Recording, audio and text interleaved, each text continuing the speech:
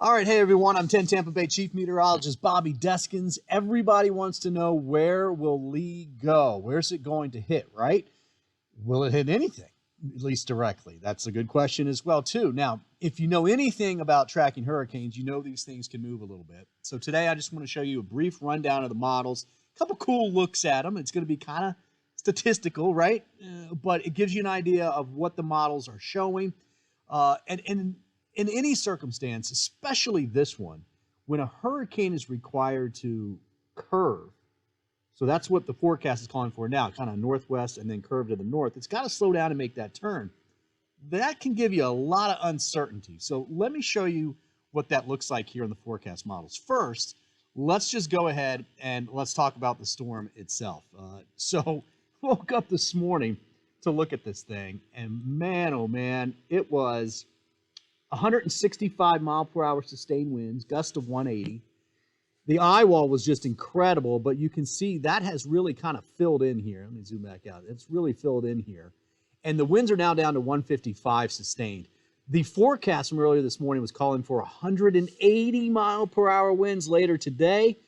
That is not the case. The forecast now is keeping it basically in the 150s, a Cat 4, really over the next several days. Now, let's start talking about models. All right, so these are the typical spaghetti models that you're going to see. Show you those now. You can see there's Bermuda up here, okay? Florida's way over here. Turks and Caicos down there. And you can see a lot of the modeling is making it turn and come up to the northwest of Bermuda, right? Some of them are starting to come over to the left just a little bit. This is the GFS, kind of the ensembles here. Again, there's Bermuda. Florida's still well over here. You can see it's kind of trying to round the curve here. There's a big ridge sitting out here. What's happening is a big area of high pressure sitting here.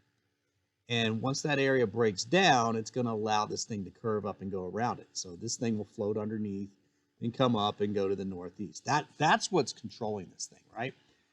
So the GFS, right, looking at that. Now, this is the European, and this gets interesting, right? Because you see these extra lines out here, especially if you're in the Carolinas. The key is going to be Monday, Tuesday time frame, where it slows down in here and it tries to make that turn. When's that going to happen? So you can see there are a few runs that are a little bit further to the west. Let's go over and let's just take a look right now at the GFS model. All right, I'm going to put this in play. There's our system down here. Now this is going out through Sunday afternoon, Monday morning, Monday afternoon. That's Tuesday afternoon right there, Tuesday evening. So today's Friday. This is Tuesday. It's still moving northwest, right? It's taking its time. Should be a Cat 4 is the forecast now, 150s, somewhere in there for the wind. But notice Tuesday night into Wednesday. This is Wednesday afternoon. The GFS starts that trek to the north. Now, Bermuda is right in there. There's North Carolina, of course. So you can see by Thursday afternoon, it's in between Bermuda and the Carolinas. Friday afternoon is right there. It's, getting close to New England. And then Nova Scotia right there on the southwest tip of Nova Scotia by 5 a.m. Saturday morning. So that's not this Saturday, but a week from now. Now, hurricane forecast models, including the GFS, just don't do very well this far out. So, this time frame right in here, yeah, it's a pretty good bet. We really have to wait and see where this turn is going to happen. All right, that's the GFS model. Let's look at the European model. Go ahead and hit play. Watch it move to the west-northwest through Saturday, now into Sunday, now into Monday, now into Tuesday. Stop at Tuesday evening. You can see still north of the islands. Great news. Puerto Rico, U.S. Virgin Islands, Anguilla, St. Martin. Good news. It stays well to your north. Now, this is Wednesday afternoon at 2 o'clock, and the European model is starting the turn towards the north. That's Friday, 8 in the morning. It's halfway between Bermuda and the Carolinas. Now we're going to take it out here. Look at that nice turn. That's a nice curve on the European model by Sunday morning, basically not making landfall anywhere. Now that would be fantastic. Now, technical landfall is when the center of the storm moves over a landmass. The European right now doesn't see any of that. Now, let's go out. Let's look at the GFS. And what this is the ensemble. So you're going to see a bunch of L's there. That's the GFS run multiple times, little tweaks in it. And you can see what multiple runs of the GFS are thinking. There is Wednesday, Thursday. See it starting to turn. Look at them pretty well in agreement right there. I'm going to go ahead and stop it right here.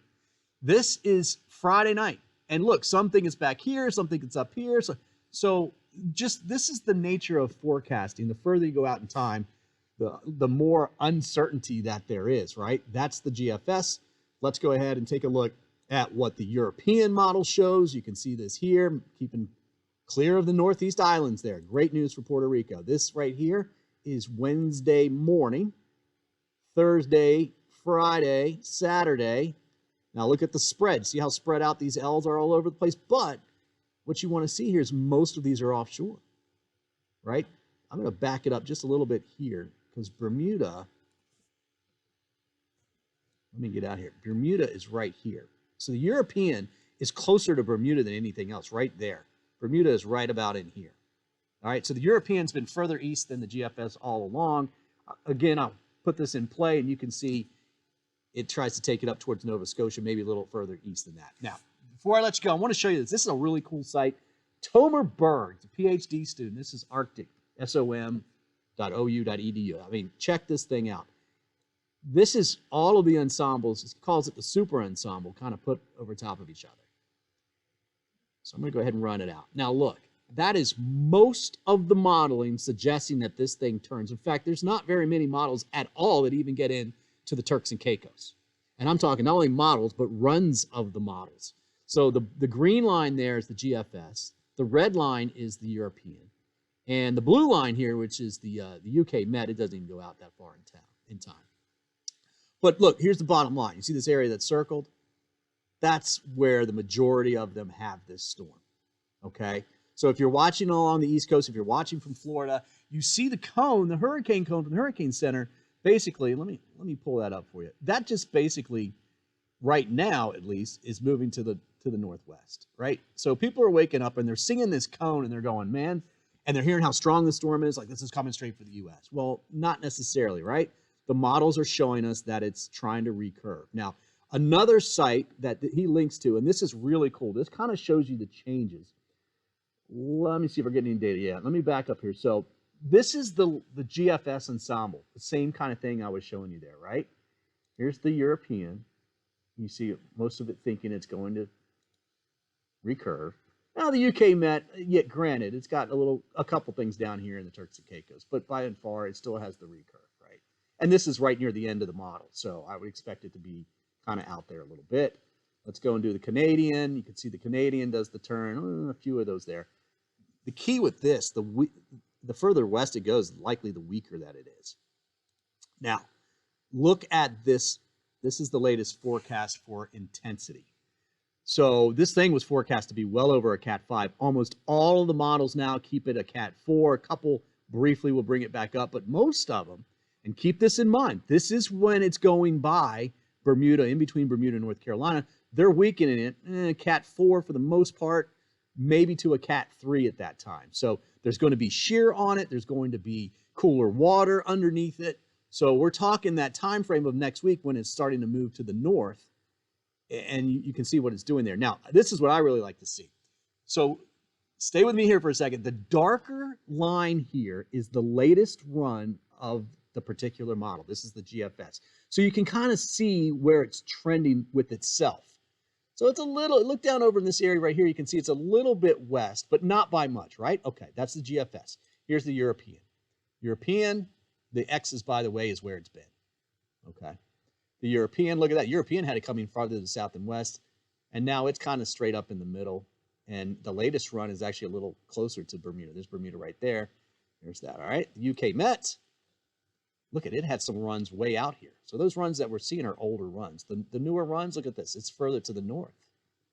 And then it comes a little further to the west, but it's still in the ballpark. So I know you guys selling the UK Met out there. All right, now, the Canadian, that one you can clearly see keeps shifting to the west. Yeah, it's an okay model. I would, lean towards the European more than anything else. But still, this is well offshore of the East Coast.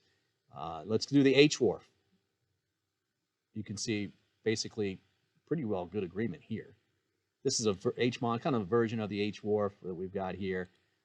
You don't see much of a difference here as well. You know, this is very statistical, but this really gives you a clue as to what the model's thinking. See the darker line in there? That's the latest run. You can see it was further down to the south. And the further north it goes, the better chance that it recurves. So let's go out and look at the ensembles for the GFS. This is out through the entire part of it. It's got it right out in here. The European. Let's go to the European. A little bit further to the south, but it's out there and making the turn. Yeah, the UK Met is messing around, but you notice the latest is up in here. That was kind of some earlier runs. And then the Canadian, which is coming a little further to the west, it's still pretty much right in there, east of the Turks and Caicos of Bahamas, and looking to make the turn. So lots to really look at there. You know, where is it going to hit? That's obviously the big question that everybody wants to know. We don't know right now. Nobody should tell you that they know right now because we just don't. But when you look at those forecast models, and I showed you today, you get an idea of which way it's trending. The next couple of days, that hurricane cone will start to curve, right? If the Hurricane Center is buying that, and I think they are. Now, how close does it get to New England, Nova Scotia? That's 7-8 days out at least.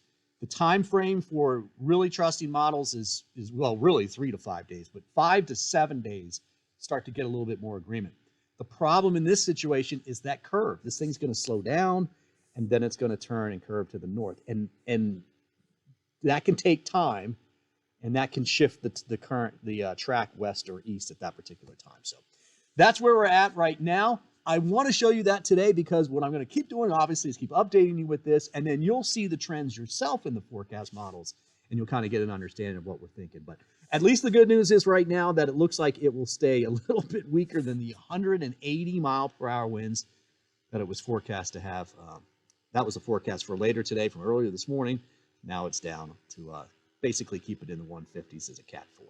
All right, guys, stay tuned. Things will change. Don't forget to follow me on my YouTube page, my Instagram, and on TikTok, and on Twitter, too.